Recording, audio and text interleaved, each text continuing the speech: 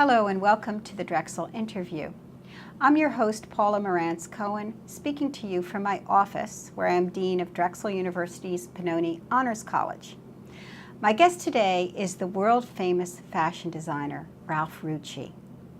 In this interview, we'll be discussing Mr. Rucci's background and life in fashion. Ralph Rucci, welcome to the Drexel interview. Wonderful to be here.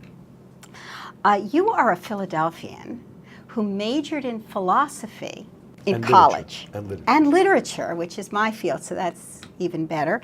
I wonder if you could tell us a little bit about growing up in Philly and your decision to go into philosophy initially before going into fashion design. No. I was born in South Philadelphia and was raised here as a child, a very loving family, loving and not so conservative Italian couple. And I have one sister. And then my family made the migration to the suburbs for my sister and I for our education. And I suppose what I drew from that childhood was a sense of family and deep love, which I kept within me for this till my present life day, because it's important to be a loving person.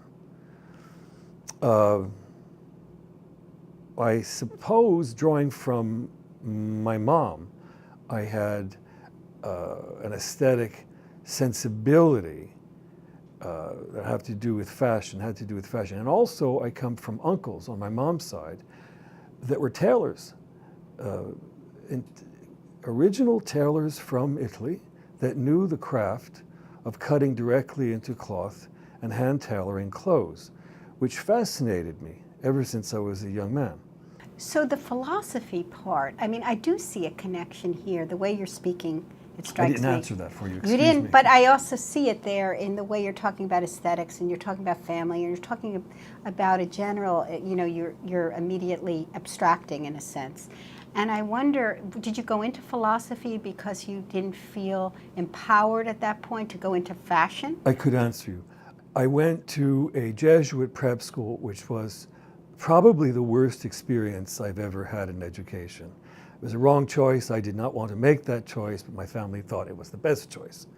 While in that school, did I find a more introspective nature, and thus philosophy was the only step to take.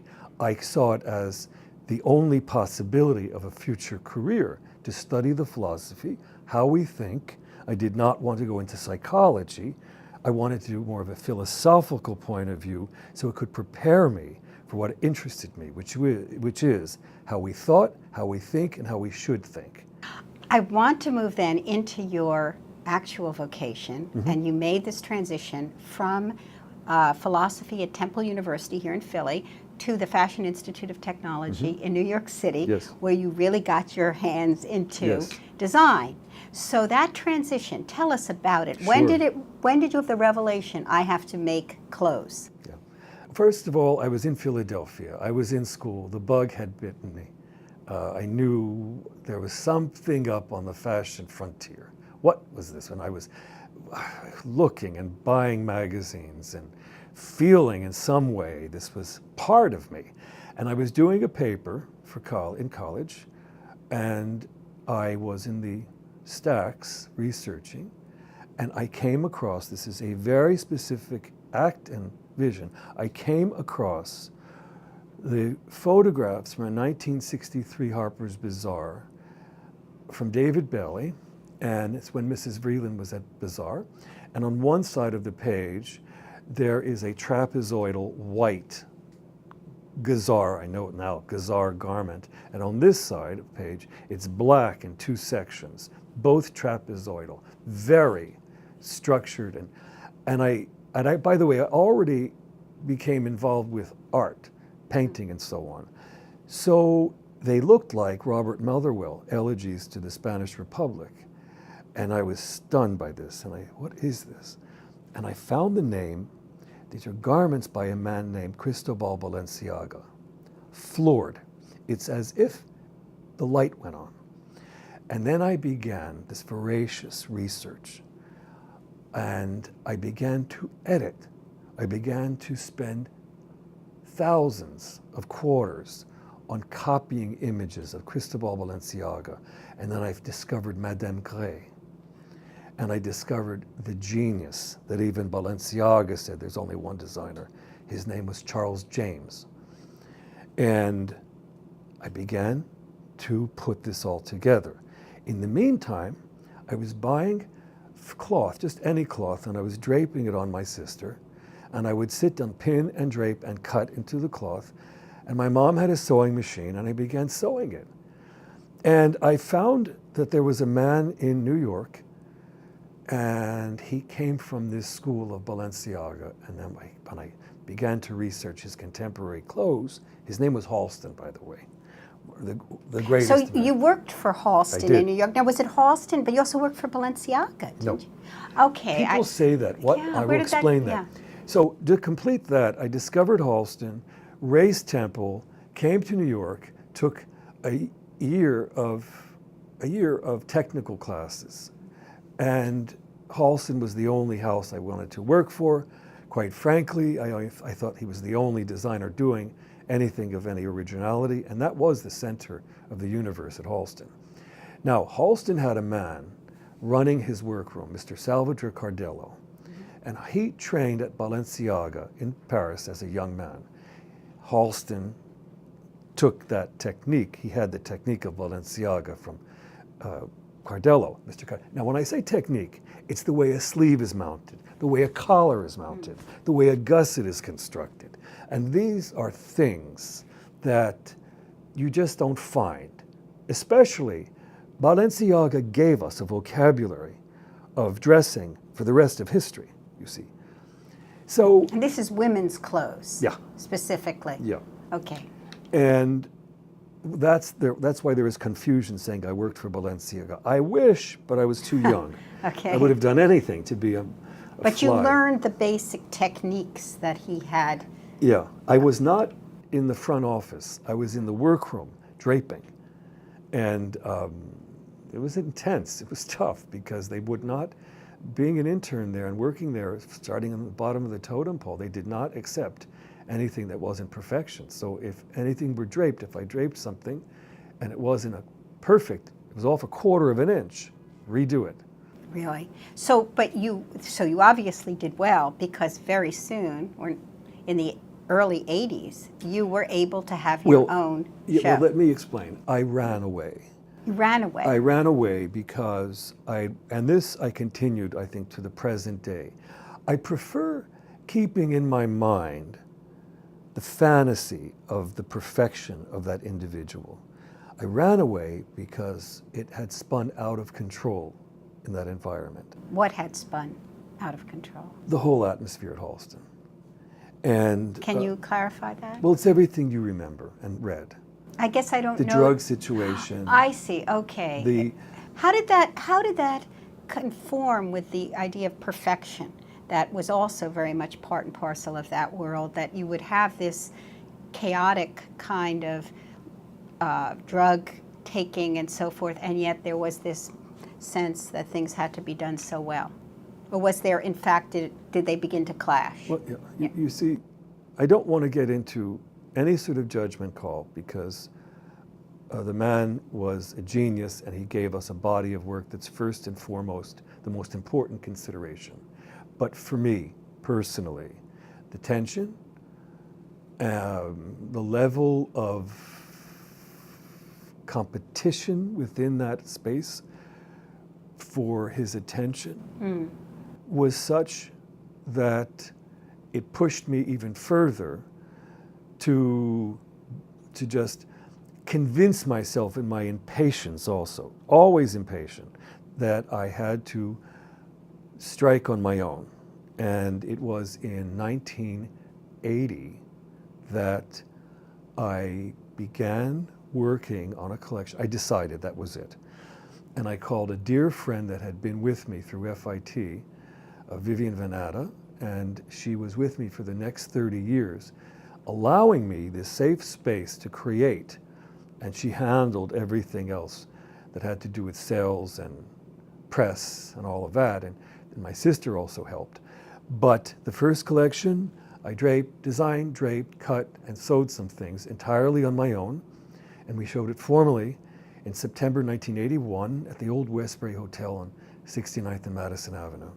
Yep. So that was your first and successful showing, and then there was a sort of a... Well, I want to explain. Excuse me to interrupt. Yes. If you measure success in terms of sales or financial factors, it was a disaster. It was a disaster. We sold one piece. But if you measure it in terms of the way I was perceived, because it was a couture collection, and it was not, I didn't know who would make it, then that's where the benchmark was set. And I consistently tried to go above that, and people began to notice. So you established reputability, you established, and so whether you sold or not, people knew you had what it took. I think for those that began to speak about it, but I also then ventured into something I was totally unprepared for that affected all of my decisions for the next 30 plus years, which is the politics of fashion. And I decided after that first season, I did not want to participate. How do you opt out of the politics? I mean, you did have your own line. 1994 began what was a very successful period. No. People say that, and I don't know how that happened. We continued. And by the time 1985 happened, 86, it was a tremendous success. We were in, about 25 specialty stores and 2 department stores. So you were selling well? Very well, with a small staff. We had already established an office on 7th Avenue. We were working very, very hard. I had already established, that's when we had contracting shops in New York City. We were in 2 very high quality shops. And then by the time of October 1987 occurred, you remember it was the biggest crash on Wall Street since the Great Depression. And that's when everything fell through. So it wasn't until 1980, what happened was we had to close. And then I went back into my apartment and I continued to do either freelance collections or custom things out of the apartment. But then by the time 1994 occurred, we were back on 7th Avenue. And that's probably why people make this confusion that it was all that lapse of time. Because by the 94, and when I came back on 7th Avenue, I took my name off of the label because I had such a distasteful feeling for promoting names in lieu of product. And I called the collection Chado. Chado, the Japanese ceremony of tea. Which is still very well known. The politics that you just mentioned before, could you just briefly tell us what you found so distasteful, and do you still feel it? Because is it still as prevalent? Is it less? Is it more? Even more so. You have on one side the commercial aspect where originality isn't especially appreciated because the bottom line is sought with much more intensity, and it's chasing the tail because you're not going to get a significant bottom line through time if you don't have an original thought. But people don't understand that. And then on the other side, in terms of the politics of fashion, it's become so much more incestuous than it had ever been because a lot of the original thinkers and designers have to go through a sieve of just a very few people passing judgment. And it's very unfortunate. I want to get on to something else that people are very curious about when they think of couture and they think of fashion shows and showings and so forth, and that is models. And the whole issue of what these women look like. I wonder if you have a predilection for a certain kind of model, a certain kind of body type. What's your thought about thinness? And do you have a favorite model or two? Well, first, I want to speak on the distinction. You have the collections that show under ready-to-wear, and that happens during the whole period. And you might have 150 shows in Paris. And the insanity of that. Insanity. Paris is on lockdown. You can't get a hotel room, you can't get into a restaurant and all of that. I've only shown ready to wear in Paris once, and it was insane. And doing couture, if it's for a fall collection, that's in July. And if it's the spring, they show in February. And perhaps there are 10 at most houses showing. It is so civilized, that week of shows. It's elegant, civilized. It's a whole different tempo. Right. Let's say we're going to have 52 to 60 looks in a show. I have always then wanted 52 or 60 models, which is, everybody has always said to me, are you insane? It's just the way I work. So What about body type? What about thinness, which has become such an issue? the body has to be thin It with good has to be shoulders. thin because the clothes look better. They're hangers, right? It's hard for us real women. No, it's not. Because, true, you have to, after we finish the collection, we remake everything on a size 8 model that's fuller and shorter. Yeah. So that once we make and correct the fit and get it perfect, that is then graded up to a size whatever you want to do, size 20, whatever.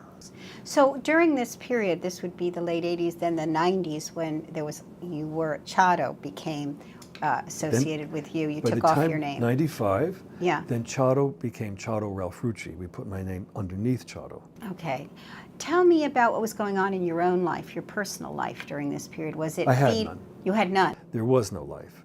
I kept my head down constantly, working 16 to 18 hours a day, cutting many of the samples and clothes and production on weekends, working 7 days a week, because I realized, since I had been around the first time, you have to apply it yourself like this.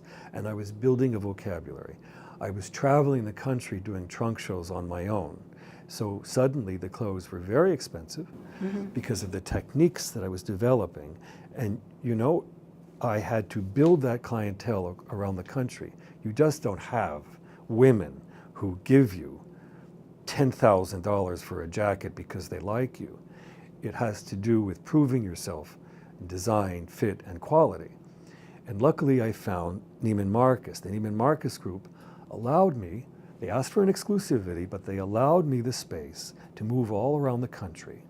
And over these years, I developed a great following and built an incredible business. So at that point, you had developed a clientele.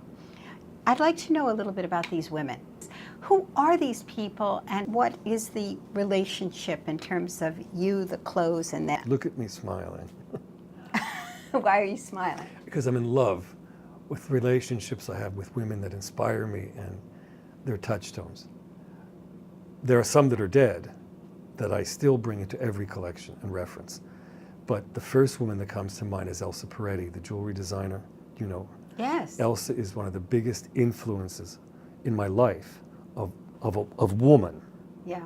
because Elsa can wear a cotton, very light, thin denim shirt with pull-on sequin pants and a 16-karat ruby on the pinky and make it all look effortless. Really? That's style. And that's my aspiration as a designer, to create a body of work that has to do with style, so that when a woman puts it on, it's effortless. Well, If I dress her and she looks dressed, Yeah. it's not a success. Well, let me ask you something, though. Style, it's such a fascinating idea.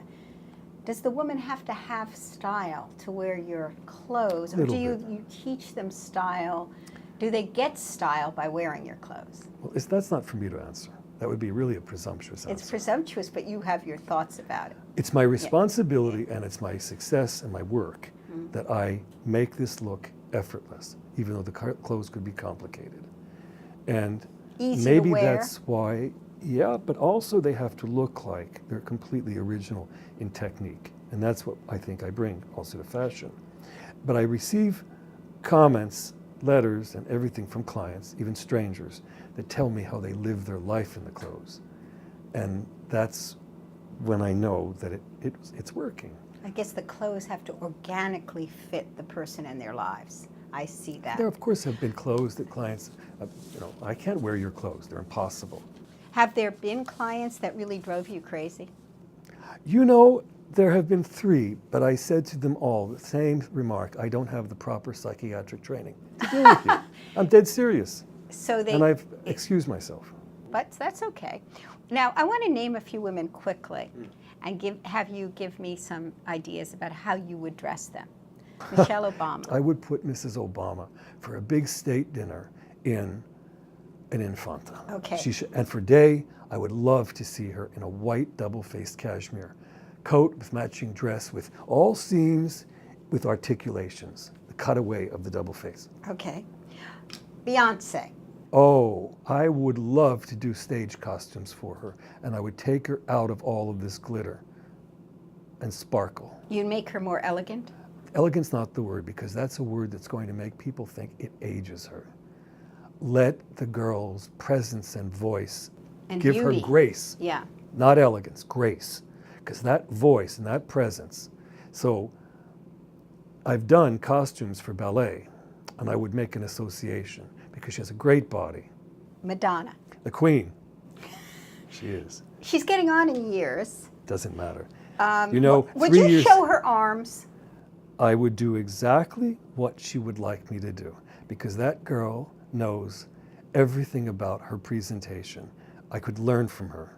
Her last show was remarkable. I think what she chooses from the designers, I think Jean-Paul Gaultier dresses her to perfection. I would do one thing. Yeah. I would like to put her in some very covered up clothes, but covered up with transparency.